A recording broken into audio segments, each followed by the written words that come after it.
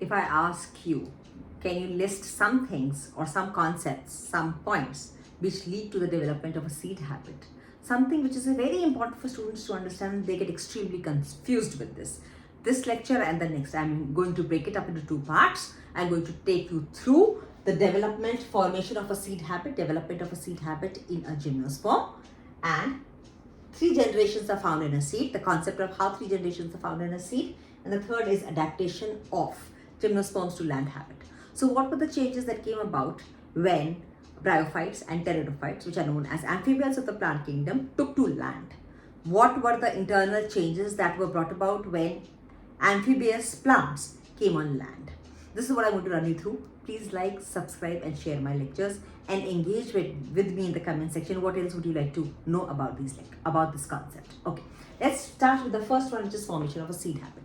The first most important point in formation of a seed habit is heterospory, which means the plant changed from homosporous, similar type of spores, to 2 different kinds of spores. The 2 different kinds of spores were born either in the same plant or different plants. And this concept of producing 2 different kinds of spores is known as heterospory. Clear? Okay. So 2 different types of spores were formed. One were smaller in size, which are called as microspores. The other, which are larger in size, are called as megaspores. Now, microspores are born on microsporangium. Microsporangium is born in a microsporangiate, which is present on leaf-like structures called microsporophyll. Megaspores are present similarly in megasporangium. Megasporangium is born on a megasporangiate, which is present in a megasporophyll. This concept is absolutely clear? Okay. Now, what happens is that in the case of a megasporangium or in case of a megasporangiophore, what happens is that when a plant matures to a seed habit, the megasporangium is retained on the parent plant, and the megaspore is formed on the parent plant, which leads to the formation of a female gametophyte, which is retained in the female plant body. The female gametophyte leads to the formation of the female gamete, which is retained on the female plant body. This is an important concept. Further development, formation of the zygote and development of the embryo takes place inside the female plant body. So the female gametophyte does not separate, like pteridophytes and bryophytes. The female plant body does not separate from the parent plant body. What happens in bryophytes and pteridophytes is that water is required for fertilization, because the female gametophyte separates from the parent plant body, and the female gametes are released in water. The male gametes come in contact with the female gametes and fertilization takes place in water, which is why water is required for fertilization in bryophytes as well as in pteridophytes. What happens in gymnosperms and angiosperms, that is when the seed habit forms. The seed is also formed on the female gametophyte, and then the seeds are dispersed. So these were a few requisites which were required when a plant turned to heterospory or came on land and started acquiring the seed habit. The third important concept is that the female gametophyte is retained in the parent plant body. So the megaspore gives rise to the female gametophyte, which happens within the parent plant body. How does this happen? The megaspore itself is formed of, has a nucellar and integumented area around it, which is also loosely referred to as the ovule. It is just one single cell of the megaspore, sporangium, which undergoes meiosis, which is known as the megaspore mother cell. The megaspore mother cell undergoes meiosis and forms 4 megaspores, out of which 3 degenerate, only 1 is retained. This megaspore is now surrounded by the nucellus. It takes its nutrition from the nucellus and the integument and forms something which is called as the female gametophyte. Now this female gametophyte gives rise to the egg cell nucleus or the egg. The microspores, on the other hand, which become the male gametes, so as to say, are released. They are released and they germinate. Formation of male gametophyte takes place near or close to the female gametophyte. So the pollen grain or the microspore, which is dispersed in the air, in an angiosperm comes on the stigma, but in a gymnosperm it doesn't come on a stigma, because the gymnosperm doesn't have something which is called as a stigma-stylon ovary. It's got exposed ovules. So in a gymnosperm, it comes close to the integumented end of the ovule, which is called as the micropyle, the pore, and there it germinates. So germination of the male gametophyte, formation of the male gametophyte takes place close to the female gametophyte. It takes place within the body of the female gametophyte.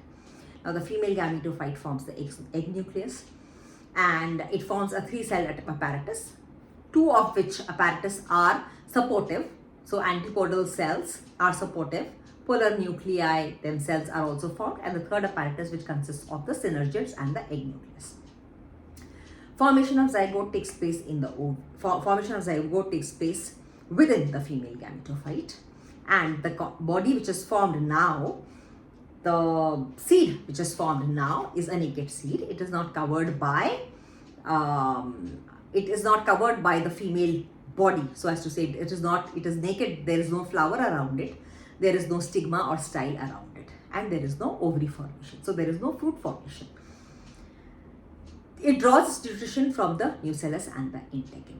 So these are the few points or the pointers which led to the formation of heterospory, or the concept of seed plant theory.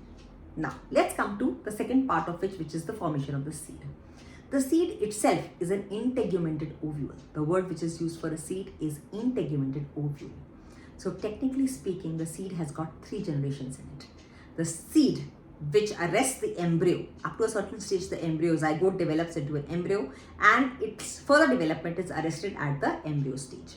Further development of the embryo takes place when the plant comes in contact with appropriate conditions, and that is why you can store seeds for thousands of years in your homes. Also, they do not perish or peril, and they can always germinate as and when moisture is provided to them. So the seed itself has got the seed coat, which is the integument, gets converted into the seed coat. The nucellus by itself is retained as a nutritive tissue. Nucellus itself is also a part of the female gametophyte and is retained as the tissue. So the next and the third part is the developing embryo, which is the future sporophyte generation. So a seed technically has got 3 generations existing in it. Yes. It's got the parental generation, which is in the form of the female gametophyte, which is the nucellus and the integument. It has got the developing embryo, which is the future generation, which is the next to N sporophyte generation, and it has also got the surrounding body around it, or the rest of the female gametophyte is part of the gametophyte generation. So it's got N to N, N to N. There are 3 generations together which exist in a seed coat. I hope this concept is absolutely clear to you. If there's any part of this which is unclear, please do engage with me in the comment section. Do like, share and subscribe these lectures as much as possible. In the next part of this series, I'm going to discuss more about this seed habit and adaptation of plants to the land habit.